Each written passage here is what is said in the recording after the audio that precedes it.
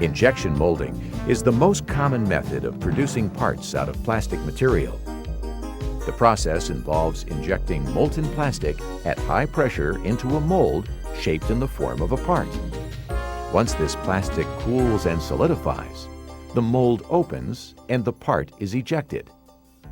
Injection molding is an extremely versatile process that can produce parts with holes, springs, threads, hinges, and undercuts in a single operation. Injection molded parts can be simple or complex, and can be solid, foamed, reinforced, or filled. They can be small or large, thick or thin, flexible or rigid. Injection molded parts also lend themselves to endless decorative effects. They can be polished, textured, hot stamped, plated, colored, or clear. No other manufacturing process offers the range of capabilities injection molding provides. Injection molding machines range in size and complexity from desk-size units up to machines the size of a small house. All injection molding machines are a combination of two systems: an injection system and a clamping system. The injection system heats the thermoplastic material to its appropriate viscosity or flowability and then forcefully injects it into the mold. There are two types of injection mechanisms: the reciprocating screw, which is the most common, and the two-stage screw.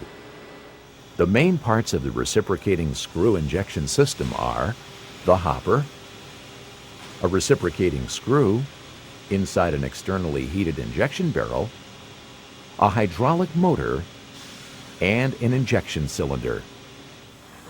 Resin material is fed to the injection barrel from the hopper. These hoppers may be filled manually or vacuum-fed automatically, and often have dryers attached to the top to remove the moisture from the material. As the resin enters the injection barrel, it is driven forward by the rotation of the screw, which is powered by the hydraulic motor. The resin plasticizes or melts as the turning screw drags it towards the nozzle end. This is referred to as drag flow.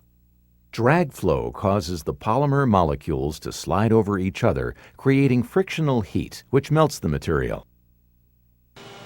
External heating bands provide additional heat to the injection barrel. The heating bands bring the material to its final temperature and compensate for the radiation heat loss. The temperature is controlled by 3 thermocouples in the barrel and 1 in the nozzle. The screw consists of 3 zones. The first zone, which is 1/2 of the screw, is called the feed zone. It has a constant flight depth, which forces the material together and rids it of air. The second zone, called the melt zone, has a decreasing flight depth, which reduces the plastic volume. This causes the plastic molecules to rub harder against each other, plasticizing the material. The melt zone leads to the third, or metering zone. The metering zone has a constant flight depth much smaller than that of the feed zone. This section acts as a pump. The tip of the screw has a one-way valve which lets the material flow only towards the nozzle end. The force of the plasticized material pushes the screw back as it turns. This builds a chamber of plastic in front of the screw. When enough material for the injection shot is melted, the screw stops and pulls back to decompress the material.